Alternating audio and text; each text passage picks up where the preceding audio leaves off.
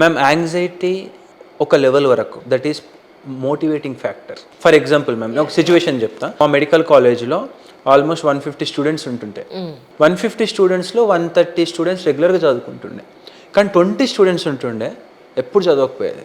Just exam ముందర 1 month అంటే 15 days back start చేస్తుండే. Full tensions. ఎట్లా అంటే వాళ్ళు 15 days పడుకోరు. డే అండ్ నైట్ బుక్స్ కొట్టేస్తారు. దేనికి? అది ముందు నుంచి చేసుకుంటే టెన్షన్ ఉండదు కదా. దెర్ ఈస్ అన్ గోల్, ఆ ఎగ్జామ్ పాస్ అవ్వాలి, అందుకని నేను ఇది చెయ్యాలి. So that is anxious. They are anxious about the exam. Anxious time వచ్చింది కాబట్టి they are working for productivity.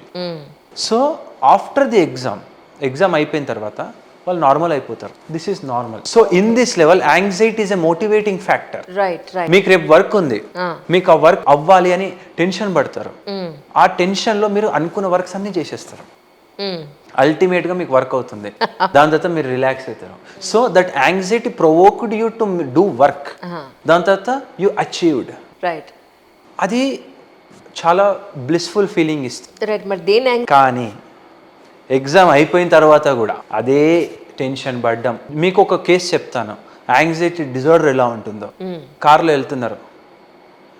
వెళ్తున్నా నాకు గుద్దుతే ఏమవుతుంది, అవతలోడు బైక్ నుంచి అడ్డం వస్తే ఏమవుతుంది, నా కార్లో పెట్రోల్ అయిపోతే ఏమైపోతుంది, నా కార్ మధ్యలో బ్రేక్ డౌన్ అయితే ఏమవుతుంది, ఇంత లాంగ్ జర్నీ వెళ్తున్నా నాకు మధ్యలో పోలీసులు ఆపితే ఏమవుతుంది, దొంగలు వస్తే ఏమవుతుంది, నా దగ్గర అన్ని దోచేసుకుంటే ఎట్లా బతకాలి, వాళ్ళ ఆలోచనలు అన్నీ ఇవే ఉంటాయి. ఇంకా దానికి క్వశ్చన్ చేసుకుంటారు. వంట ఆమె ఇంట్లో కుక్ చేస్తుంది, ఈ కుకింగ్ మాడిపోతే ఏమైపోతుంది, సడన్ గా సిలిండర్ అయిపోతే మా ఓనర్ ఏమంటాడు, కారం అయితే ఎక్కువ ఏమవుతుంది, ఉప్పు అయితే ఎక్కువ ఏమవుతుంది అనే టెన్షన్ తోని వాళ్ళు అట్లే ఉంటారు అనమాట. Anxiety disorder. రేపు బాస్ ఉన్నాడు అండ్ కొన్ని situations ma'am, I will tell you one situation. నా childhood friend is suffering with anxiety disorder. నేను నేమ్ చెప్పాను కానీ సిచ్యువేషన్ చెప్తా. సో మా స్కూల్లో ఎట్లా అంటే మా సోషల్ సార్ మార్క్స్ రాకపోతే బెండ్ చేసి వెనకాల కొడుతుండే అనమాట కట్టెతోనే. సో వీడికి మార్క్స్ రావు. అయితే ఏమైంది, ఆ సిచ్యువేషన్ తప్పించుకోవడానికి అతను ఎంత పెద్ద గేమ్ ప్లే చేసిండంటే స్కూల్ నుంచి అతన్ని కిడ్నాప్ చేసి అడవిలోకి తీసుకుపోయి చంపడానికి చేసినట్టు సీన్ క్రియేట్ చేసి వాళ్ళ వేరే ఊరికి వెళ్ళి వాళ్ళ మమ్మీకి ఫోన్ చేసి, మమ్మీ నన్ను కిడ్నాప్ చేసిర్రు, నేను ఇక్కడ ఉన్నా అని చెప్తే వాళ్ళ మమ్మీ వాళ్ళు తీసుకెళ్ళి పోలీస్ స్టేషన్ తీసుకెళ్ళి పోలీసు వాళ్ళకి ఏం చెప్పిండంటే ఈ స్టోరీ అంతా చెప్పిండు. నేను స్కూల్ దగ్గర వెయిట్ చేస్తున్నా, ఇద్దరు వచ్చారు, మాస్క్ వేసుకున్నారు, నన్ను ఎత్తుకుపోయినారు, అడవిలోకి తీసుకుపోయి చంపాలనుకున్నారు. నేను జీన్స్ ప్యాంట్ మీద ఉండే ఫాస్ట్ రన్ చేసుకుంటా వాళ్ళతో తప్పించుకొని వచ్చేసిన అని చెప్పినాడు. అయితే వాడు దొరికిపోయిండు. ఎట్లా దొరికిపోయినాడు అంటే పోలీసు వాళ్ళకి బండి నెంబర్ చెప్పు అని చెప్పిండు. వీడు ఏదో బండి నెంబర్ చెప్పినాడు. ఆ బండిని ట్రేస్ చేస్తే అది కార్ కాదు, అది బైక్. సో అదంతా మా వెనకాల ఇన్వెస్టిగేషన్లో తేలింది. సో అంత పెద్ద సీన్ క్రియేట్ చేసిండు. ఎందుకు? సిచ్యువేషన్ తప్పించుకోవడానికి. ఆ యొక్క సిచ్యువేషన్ తప్పించుకోవడానికి. అండ్ మీకు ఇంకో సిచ్యువేషన్ చెప్తా. కానీ పిల్లలు ఎక్కువ ఇలా చేస్తుంటారు మ్యామ్. అది కూడా డిజార్డరేనా? GAD, general anxiety disorder, which is converting into physical symptom. My God. Got it? నేను ఒక సిచ్యువేషన్ చెప్తా. చిన్న పిల్లగాడు 11 years, స్కూల్కి వెళ్తే ఫిట్స్ వస్తుంది. స్కూల్కి వెళ్ళాలి, స్కూల్ డ్రెస్ వేస్తే ఫిట్స్ వస్తుంది, స్కూల్ డ్రెస్ వేసేస్తే రాదు. అర్థమైందా? స్కూల్ డ్రెస్ లేకుండా ఇంట్లో 10 రోజులున్నా ఫిట్స్ రాదు. స్కూల్కి వెళ్ళి స్కూల్ డ్రెస్ వేస్తే ఫిట్స్ వస్తుంది, ఇంట్లో ఉంటాడు. సో ఇక్కడ ఏంటంటే స్కూల్ ఈజ్ అన్ యాంగ్జైటీ. అక్కడ వెళ్తే ఏమవుతుంది, your brain will percept that as threat.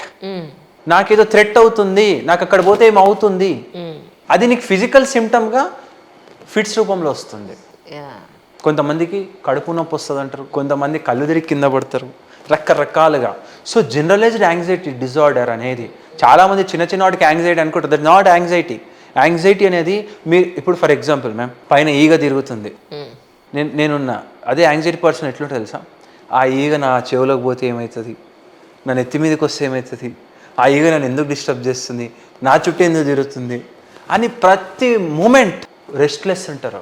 అది నీ యొక్క వర్క్ని ఓవర్కమ్ చేస్తుంది.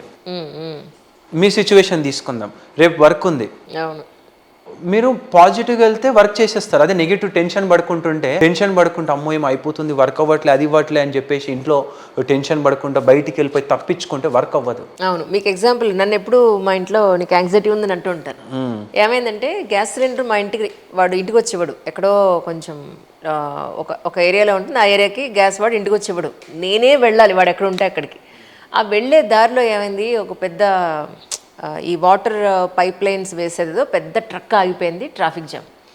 మేము కరెక్ట్గా 2:30 నేను ఆఫీస్లో ఉండాలి. 2:30 నుంచి ఇక్కడి నుంచి మేము లాంగ్ జర్నీ ఉంది, ఇంటర్వ్యూకి వెళ్ళాల్సింది, లాంగ్ జర్నీ ఉంది. మొన్న సిచ్యువేషన్ మొత్తం ట్రాఫిక్ జామ్ ఉంది. నాకు ఇంకా గంటే ఉంది టైం. కరెక్ట్గా గ్యాస్ సిలిండర్ మార్చాలి, ఇంటికి వెళ్ళాలి, ఇంట్లో మళ్ళీ భోజనం చేయాలి, లగేజ్ సర్దాలి, రావాలి.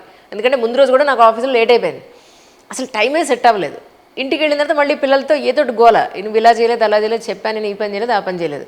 అంతా అయిపోయిన తర్వాత చెమటలు పడుతున్నాయి లిటరలీ. ఎందుకంటే టీంతో వెళ్ళాలి, టీం అందరూ వెయిట్ చేస్తున్నారు. ఆల్రెడీ 2:30 అయింది, ఇంటికి మొత్తం అంతా సెట్ అయిపోయింది 2:30. కానీ చెమటలు పడుతున్నాయి లిటరలీ, నమ్మరు మీరు.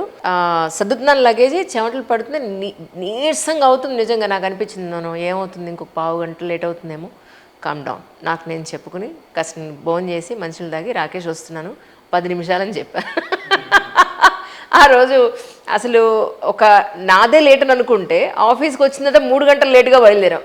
ఆఫీస్లో ఇంకేదో మీటింగ్స్ అయ్యి అది ఎప్పుడు అనిపించింది, ఎందుకు ఇంత టెన్షన్ పడ్డాం, చూడు నేనే టెన్షన్ పడ్డా, పావు గంట లేట్ అయిందని. తీరా చూస్తే వచ్చినది 3 గంటలు ఇక్కడే చచ్చాం. So it's not the way అని అనిపించింది. So that is what ma'am, anxiety shouldn't override you. ఎప్పుడైతే ఆ టెన్షన్ అనేది నీ వర్క్కి హ్యాంపర్ చేస్తుందో that is a disorder. And ఈ రోజుల్లో యాంగ్జైటీ సిమ్టమ్స్ కామన్గా ఎలా ప్రజెంట్ చేస్తున్నాయంటే, చాలామంది ఓవర్ యాంగ్షియస్ అవుతున్నారు due to awareness of the heart stroke ఇట్లాంటివి. జస్ట్ ఇక్కడ స్టమక్ బర్న్ వస్తే ఇంకా కథం, ఇంకా నాకు హార్ట్ స్ట్రోక్ వచ్చేసిందని చెప్పేసి హాస్పిటల్కి వెళ్ళేసి ఈసీజీలు తీయించుకొని అది తీయించుకొని వాళ్ళకి ఇక్కడ మేజర్గా యాంగ్జైటీ వచ్చినప్పుడు ఇక్కడ హార్ట్ బర్న్ అవుతున్నట్టు ఉంటుంది, లెఫ్ట్ హ్యాండ్ పెయిన్ వస్తున్నట్టు ఉంటుంది. వీటిని వాళ్ళు ఎక్కువ ఓవరాల్ అతివృష్టి అనావృష్టి అండి. ఇక్కడేమో ఎంత ప్రాబ్లం ఉన్నా నాకు లేదు అనుకునే జనాలు ఉన్నారు, లేకపోయినా కూడా ఉంది అనుకునే వాళ్ళు ఉన్నారు. ప్రాబ్లం ఉంటుంది. సో అదే ma'am, so generalised anxiety disorder అనేది that is a clinical disorder. Just ఏదో చిన్న వర్క్ కోసం టెన్షన్ పడడం, దట్ ఈస్ పాజిటివ్ ఫ్యాక్టర్. ఏదైతే ఇందాక మీకు సిచ్యువేషన్స్ చెప్పానో యాంగ్జైటీ కేసెస్ అలా ఉంటాయి. సో అంత ఎక్కువ ఆలోచిస్తారు, చాలా విపరీతంగా ఉంటాయి. ఇట్లాంటి కేసెస్ కూడా ఉంటాయి. నేను ఎంబీబీఎస్ చేసినప్పుడు నేను ఇట్లాంటి కేసెస్ చూడలే. జనరల్గా చెప్పాలంటే నేను ఒక డెల్యూజన్ కేసు, ఒక ఇల్యూజన్ కేసు, ఒక ఆల్కహాల్ విత్డ్రాల్ కేసు, ఒక స్కిజోఫ్రెనియా కేసు, ఒక బైపోలార్ కేసు నేను నా పీజీ జాయిన్ అయిన తర్వాతనే చూసిన. అండ్ ఈ లెవెల్లో ఉంటారా అని నేను అప్పుడు షాక్ అయినా. కానీ నిజానికి ఈ కేసెస్ ఏదైనా మీరు దగ్గరికి వచ్చినప్పుడు మీలో ఎనర్జీ కూడా డ్రైన్ అయిపోతుందేమో కదండి? అట్లేముండదు మ్యామ్. థింగ్ ఏంటంటే, అంటే వాళ్ళు డీల్ చేయాలి కదా, మెంటలీ డీల్ చేయడం అంటే చాలా పేషెన్స్ కావాలి. That's what. So the thing ఏంటంటే, first we need to have passion. ఇక్కడ ఏంటంటే ప్యాషన్ ఏంటంటే, you're not treating that patient, you're treating the entire family.